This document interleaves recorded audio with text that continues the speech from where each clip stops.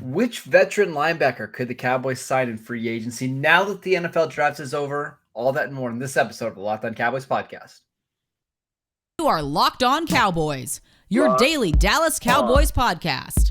Part of the Locked On Podcast Network, your team every day. Locked On Cowboys. Locked On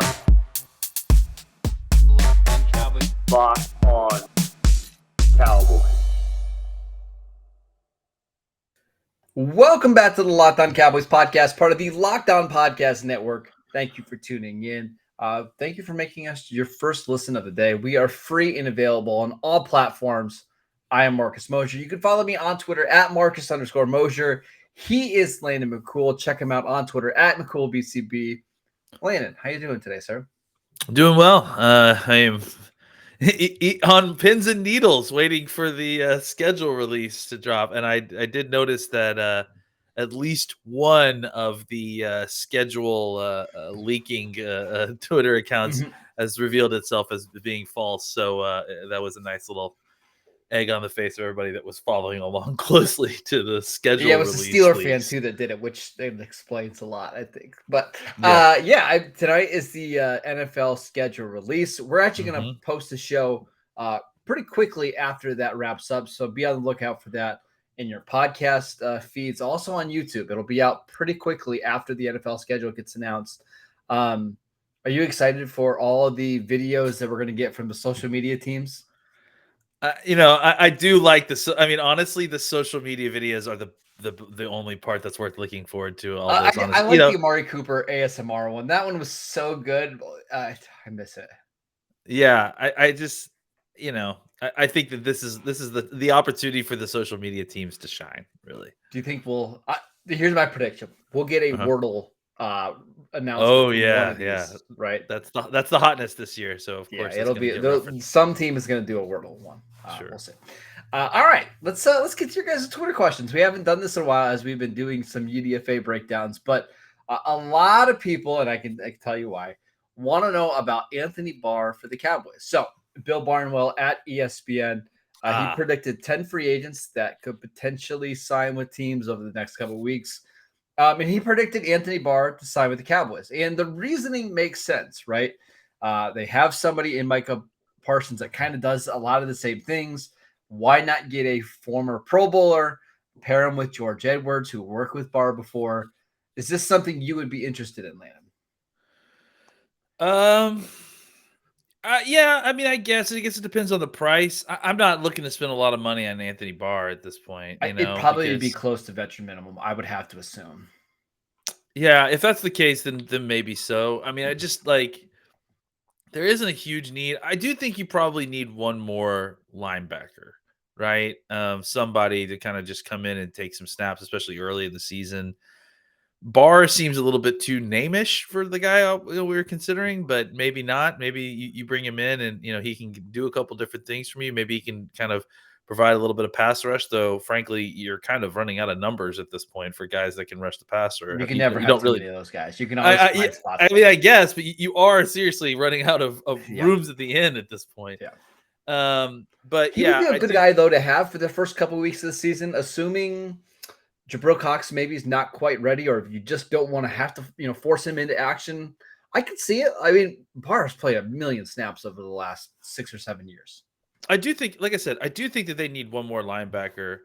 I don't know that it needs to be on the kind of pedigree of Barr, but if he's cheap, and he's something you can get out of, once Cox starts feeling better, and maybe if a little bit later in the season you start getting positive reports about Damone Clark's timeline. Yeah, I can see that. It's one of those things where I wouldn't be surprised if we got a little bit into training camp before that may have happened. Sure. Get what some of these young guys can do up front and see where Cox is before kind of pulling the trigger on something like that, because you're just not in a huge rush. Yeah, they're not in a rush, but let's also remember that the Cowboys had a lot of interest in Anthony Barr back in the 2014 draft. He was one of the guys that they were going to consider drafting in the first round, should he fall to them. Rod Marinelli actually viewed him as a right defensive end. Will McClay liked him because of the length and speed. He went to Minnesota at pick 12, something around there, and they turned him into a Sam linebacker, which fine. I've always wondered what he could do as a more true pass rusher. And he's always been a really good pass rusher when they've allowed him to do that. But you just wonder a change in scenery with maybe a more new age defensive coordinator, what he could be even at the age of 30. Or maybe George Edwards puts him right back at playing Sam linebacker like he did in Minnesota. Who knows? Possible. Yeah. I mean, I do think he could have some value as a blitzer. Like he's 6'5", 260, and he can still run. So why not? He's he's bigger, but he's a lesser version of how you would deploy him. He's a lesser version than Micah Parsons, right? So yeah, I could see the fit there, just to have another one of those players in your roster kind of play off of Micah a little bit. There's some value there. Okay. Next question for Mike. With the schedule being released today, what are some games you are looking forward to? Is there one that's kind of sticks out to you? No, I mean, I think for me, it's the specifics. It's not like I'm looking forward to seeing when a certain game will fall on the schedule. It's the combination of the player and when the team that you're playing and when they're playing. That's interesting. I mean, we know when they're going to play Green Bay. We know when they're going to be hosting the Eagles. Other than that, I kind of would like to see when they're playing the Rams and Tampa Bay and the Bengals. They've got some really tough opponents, but other than that, not really, right? I don't know. The Rams game, maybe because I'm going to see if it's possible for me to sell off all my life savings to get a ticket to go to the game. But why don't you just buy one from one of the Rams fans? It's definitely not going to go to the game. Well, I mean, the problem is the Cowboys fans that are here. There's so many Cowboys fans. That'll be the game that definitely sells out. I mean, I'm thinking about maybe go to see the Cowboys in Tennessee to face the Titans. My sister lives pretty close to that stadium. Maybe that would be a fun one. When was the last time you actually went to a Cowboys game? That would be never. I've actually never been to one. You've never been to a Cowboys game? That's amazing, Marcus. No. You definitely have. Guys, we got to start up a GoFundMe. Get Marcus to a Cowboys game. It's got to happen. The only game that I was close to going to was the Buffalo game in 2008. The Monday Night Football game. Okay. Wow. That would have been a really fun one to go almost gone to. Man, what a game. Yeah, what a game. So, I think we're going to have to make it possible or make something happen this year. Yeah. We'll see. For sure. All right. Let's take a quick break to tell you guys about Rock Auto. With the ever-increasing numbers of makes and models, it's now impossible for your local auto parts store to stock up on all the parts that you need. Rock Auto has everything from engine control modules, brake parts, motor oil, and even new carpet. Whether it's for your classic or your daily driver, get everything you need in a few easy clicks delivered directly to your door. Best of all, prices at rockauto.com are always reliably low. So head to the website today to see all the parts available for your car or truck. Write Locked On in the How Did You Hear About Us box so they know that we sent you. Amazing selection, reliably low prices, all the parts your car will ever need. Visit rockauto.com today. All right, next question. Now, this is a really good one. This one from Scott. If Jerry Jones could get a mulligan over the last 25 years, what decision, draft pick, or coaching decision would he redo? Randy Moss. I think there's not even one that's close to a second as far as I'm concerned. I think he would have gone back and taken Randy Moss. Over trying to keep Jimmy Johnson? I don't know that's – I think that there's a misconception that was all Jerry, and I don't think that was. I think that Jimmy very much wanted to leave, and that's – so I don't view that as a Jerry Jones decision. Yeah, that was a mutual parting of ways.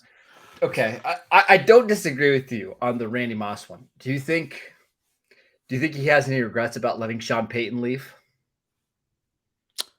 Yeah, sure. Yeah, because I wonder if that's one that he wishes he could redo, because he saw Peyton leave, take the Saints job, and win a Super Bowl. As much as I love Randy Moss, I'm not sure Randy Moss with that version of the Cowboys does a lot. I don't know if Chad Hutchinson and Quincy Carter could consistently get him the ball, but I think if you have Sean Payton with Romo, man, I don't know. You wonder what the decade would have looked like. Yeah. I mean. That could have been. I mean, I think you could say the same thing with Randy Moss too. But yeah, I mean, I think there certainly were things like, and I don't think that he's the only guy that he's kind of felt like he's let go too early like that. I mean, I think that he probably felt that way. I know that he regrets firing. Why can I never forget it? Remember his name? The coach of the early 2000s, who is an offensive mind. Anyways, I think what Gailey, yeah, Chan Gailey. I know he regretted feeling like he cut him too early. I think he fired him after a 10-6 season or something like that, where they had just missed the playoffs or something. So I think that there have been other regrets. I just think that the one that, like, when you ask me, the one that I have the most reaction to is missing on Moss. Yeah, that's a tough one. I also wonder if he just regrets not doing more during the Tony Romo era to try to win a Super Bowl, not going more all in, not trying to give him, maybe a better offensive line early in his career. Because he always talks about how that is one of his biggest regrets, that they didn't win a Super Bowl and that they didn't even get there. I wonder if they've regret not trying to do more during that time period that they had Romo. But I think those are all good ones. Next one from Jacob. And we haven't even talked about this, so this is a good question. He said the Titans move up to get Malik Willis because they thought Dallas was going to draft a quarterback. Do you think the Cowboys had any real interest in Malik Willis in the third round? No, I don't. So what do you think happened here? I think that they fooled Tennessee into not trading up ahead of them so that they can get their guy. I don't know. I don't think.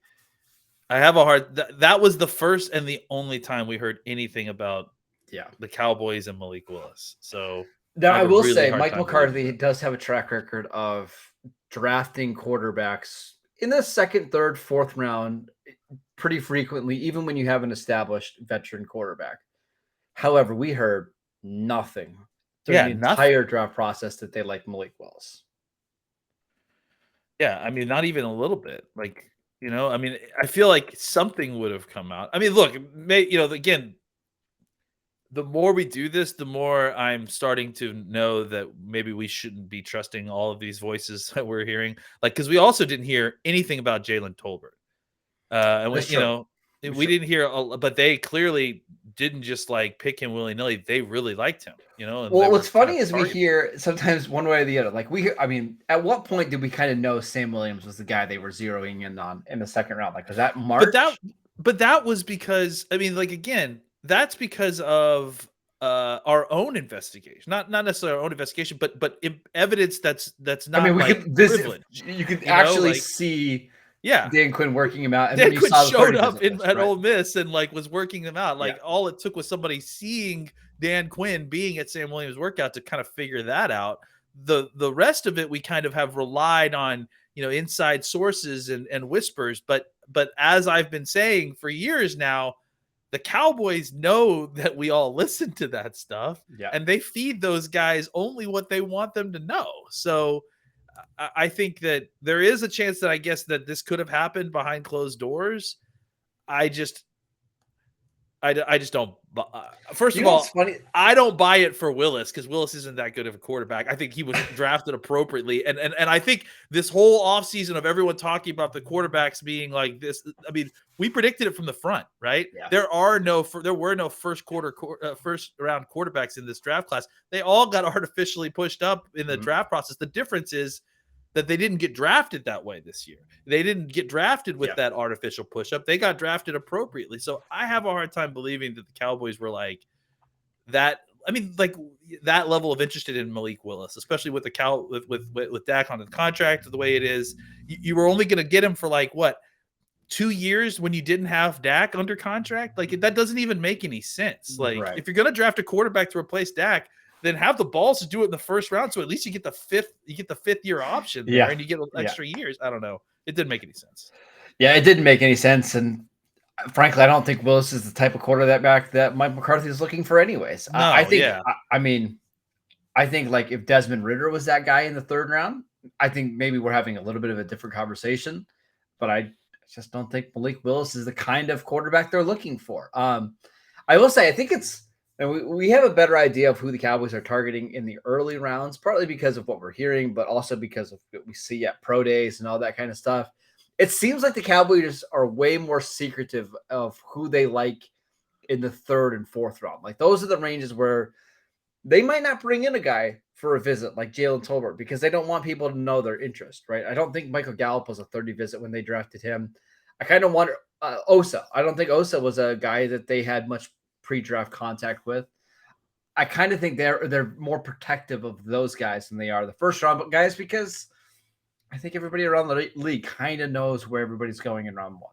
Yeah, and I was just gonna say, like round one, despite what we think is probably a lot more predictable for the guys in the NFL side, right? It's not a lot of drama. Some of the stuff may be dramatized by what happens on the day, like trades or that sort of thing. But I think for the most part, teams know who other teams want, and so the real kind of hiding of the secret sauce is probably how you feel about your mid range board. And frankly, I mean, the Cowboys should worry about that. I think that they've been one of the better teams about drafting in the middle rounds, and they shouldn't, kind of tip their hand there and have, teams like the Eagles that be willing to kind of jump up above them and steal their guys. Next question. This is a really, really good one. It's from Zach. He wants to know, is this the first season that we see Tony Pollard with more all-purpose yards or just yards from scrimmage than Ezekiel Elliott? It could be. I mean, especially if they plan on adjusting his usage a little bit more. It's hard to say yes for sure, but it certainly could be possible. Last year, Zeke had 12, almost 1,300 yards from scrimmage in 17 games. He dealt with some injuries. Tony Pollard missed some time as well, missed 2 games. He had over 1,000 yards. So it was pretty close last year. What would need to happen for Pollard to have more yards than Zeke? I mean, we're just talking total yards, right? Yeah, just yards from scrimmage. Because you counted kick return yards. The last couple of years. That's a good point. Yeah. I think what you have to start with is a kind of a shift in his role, something kind of along the lines of what we have talked about, right? Where he's getting more snaps, but not necessarily as the ball carrier, maybe as a receiver, getting more snaps in the slot. Being part of the wide receiver rotation. I think that will give him more opportunities to get the ball. I also think it'll give him more opportunities to get the ball in explosive play situations, which obviously will rack up the yards. Mm-hmm. And I think that, that combined with a similarly steady stream of carries that he's getting, that would probably be almost enough to kind of tip him over the tipping point. I think that there may be, I think it would probably have to be 2 things. It'd have to be kind of a change in role a little bit, or a shift more towards wide receiver. And then on top of that, I think he would need to kind of take a slightly larger share of the percentage of carries as well. Yeah. I mean, not like larger than Zeke, but larger than what he had last year. Right. And I think if you increased his carry percentage a little bit and then also added in another, I don't know, like 4 to 7 touches per game as a wide receiver, right? Like maybe that's too much even, but like something like that. I think it would certainly be possible that he has more yards from scrimmage than Zeke by the end of the year. So last year he averaged 48 rushing yards a game, which is pretty incredible considering he averaged like 8 rushing attempts per game. I don't know if he's going to be able to maintain that. That's a ridiculously high average, 5.5 yards per carry. But he averaged only 2.5 receptions last year. I don't know if the Cowboys can justify only getting him 2.5 receptions a game. I mean, with Amari gone, with Cedric Wilson gone, it feels like he needs to have 3 to 4 catches every single game, whether that's from the slot, whether that's in the screen game.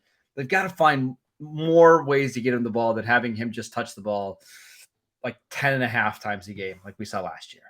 I mean, I have to think that they will, right? Yeah. I think that's got to be part of the reason that they felt like they could get rid of Cooper is that they wanted Lamb to get some more share of the catches. I'm sure Gallup will get a small percentage bump, but I also think that, again, they want to get people like Pollard more involved in the game because, Pollard has more ability after the catch than, frankly, almost anybody on the team, maybe not named CeeDee Lamb. So, and even if Cooper was here, I would like Pollock. If you're talking about who has the ball in their hands in the defensive secondary, I'd rather it be Pollard running with the ball than Cooper. So I think that there is some hope there, because I think, the kind of what we've seen in the offseason so far and the whispers we've heard, I think those two things seem to match up with what their offseason plans are. What we need to see is how that plays out in the training camp and beyond. Yeah, so Pollard averaged about 70 yards per game last year. I think if he gets up into the 80s this year, I think he's going to have more yards than Zeke. I just do. We'll see. I agree. It'll be Yeah. interesting to follow. All right, one more quick break to tell you guys about our partners at Bet Online, as they continue to be the number one source for all of your betting needs and sports info. Find all of the latest odds, news, sports developments, including this year's basketball playoffs, Major League Baseball scores, fights, and even next season's NFL futures. BetOnline is your continued source for all of your sports wagering needs, including live betting, the playoffs, esports, and more. Head to the website today or use your mobile device to learn more about the trends in action. BetOnline, where the game starts. All right, Landon, one final question here from Oxnard guy. Hey, maybe this is somebody that you'll see this year training camp. Yeah, he wants to know, will Tyler Smith benefit from sliding inside to guard? How will the position switch affect his holding struggles? Will he flourish due to his natural power and physical traits? I actually saw our guy, John Owning, say that he's a little bit worried about the transition to guard because things happen a little faster there. But what are your thoughts on him moving to guard? John's right. And actually, John and I had a whole conversation during that whole thread about it too. And I think if you're hoping that he's just going to get better with the same technique playing inside versus outside, that's not what I have been trying to imply this whole time. I think the idea is that he needs to improve his hand technique, and I think that he needs to get better, X amount % better immediately in order to kind of prevent, sort of an ongoing holding problem. I think the difference is, and John's right, like things happen faster on the inside. I think the difference is there's not a lot of room inside, so that helps with kind of him being a big body and just occupying the space inside. And the other thing too is that I think it's physically harder for the refs to see holding inside. I think that's really what I was. Depends on who you ask. Yeah, ask Connor Williams. He would disagree with you, but in general, I would agree with you. I think Connor Williams' problems would have been way worse on the outside at the tackle, which is why they didn't ever move him back out there, right? Like, I mean, so I think, the problem that you see specifically, at least what I've seen from Tyler Smith, is when his hands are fired so badly that they get to the outside of his the pads, and he's just grabbing guys. Like, that part just has to be fixed. Like, being inside is not going to make you not do that unless, that's about hand targeting and placement. The other thing that we saw a lot of is people getting inside of Tyler Smith's body because he didn't get his hands up. I mean, all of this stems from not getting his hands up quick enough. But the other part was people getting into his body quickly. The quarterback either rolling out of the pocket or moving around to the pocket, which changed the rush angle of the person who's coming at him. And then as the defender is trying to pull away from Tyler Smith to go into another direction to pursue the quarterback, Tyler grabbing him and not letting him get away. And then that kind of seeing the hands move away from the body while held onto the defender, that's a very easy call for people to call holding. Are they going to be fixed by being inside? It's not going to be fixed. It's just going to be harder for the refs to see. Tyler Smith's got to fix X amount, regardless of whether he's playing tackle or guard, in order to fix the holding situation. I think what will help is that the learning curve, or the curve that he needs in order to get to a certain spot where that won't be a problem, won't be nearly as steep as it will be outside, because he'll be just exposed and it'll be easy to see. I think he'll be able to take some lumps and still kind of learn the process of keeping his hands up, getting his hands inside, while hopefully kind of getting a little bit of help from bad vision angles that the refs won't be able to see, through the bodies to see the holding, as well as if he's isolated with a wide 9 rusher and he's, trying to get outside and it's apparent. So that's what I think I meant. And just more that it's not that being inside means his problems aren't issues anymore. It's just that as he's developing to fix the issues, it won't be as easy to see, and hopefully he won't incur as many holding calls while playing guard. Yeah, I mean, I hate to keep mentioning this name, but I saw this happen with Alex Leatherwood last year with the Raiders. They drafted him to play right tackle. he had like 7 holding calls in the first 4 games of the season, and they moved him to guard. I'm telling you, the player didn't change at all. He was the exact same guy. It's just a lot harder to see holding calls inside, right? And he played a lot better because it's just a spot where if you're not getting penalties and you can just use some of your power and life, you can have a lot of success. So I think he'll be fine. I do. I still think it's going to be sloppy at times. I would not be surprised if there's some games where it looks real rough. And I will say that while you're waiting for that part to fix, you're going to have a guy who can move people off the line. I think that's the thing, is that you're automatically getting an upgrade in, somebody who's physically able to move defensive tackles off the line. And when you talk about, what you've got in the rest of the NFC East at defensive tackle, I think it's valuable to have another big, strong guy inside. I think they want to run the ball a lot, especially early in the season. And it probably makes sense for them too, right? As you're waiting for Michael Gallup to kind of get back from his injury, you're waiting to see what CeeDee Lamb can do as a full-time number 1 receiver. You've got 2 running backs. You've got a young offensive line outside of 2 spots. It probably does make sense to try to run the ball a lot, play ball control, lean on your defense. I can't believe I'm saying this, but I think it's probably the smart strategy early on in the season, at least. Especially if you think you have a good defense. I mean, no one wants to hear it, but run game in a complementary defense can get you a lot of ways. It can get you a really just far. Don't get your quarterback killed the first 4 weeks of the season, right? Yeah. Just survive until you get past that extra preseason. That's right. And there's no reason that you can't turn the passing game up as the season goes on, and especially as some of your wide receivers get healthier. So, and your rookie wide receiver gets more experience. There's no reason to believe that they don't start out kind of with maybe a heavier run mix as they kind of stabilize early on. They get through some of these early games, and then as the season goes on, you start to see them accelerate the passing game a little bit more. So who will those early games be against? I guess you're going to have to find out tonight when we do our next show. How's that for a tease, Landon? Nice tease. So we'll be back later tonight to talk about the schedule, talk about the potential win-loss record. I know some of you guys are really excited about that. Do you remember what we predicted last year for win totals? I think I predicted 11 games, right? I think I was at like 9 and 8. I was a little bit less optimistic. We were close. We were saying we were close to each other. I don't know how close we were to the actual prediction, but I think we were actually pretty close to the prediction too, because I thought I said 10 or 11 and you said I think I said 9 and 8. Yeah, maybe that sounds right. Yeah. I hate the 17-game schedule. It's awful. It's one of my least favorite things the NFL has done forever, because now I got to think about 10 and 7, 9 and 8.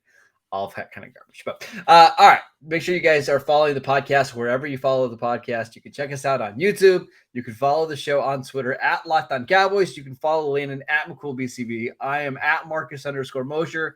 We'll see you guys later tonight. Bye, everybody.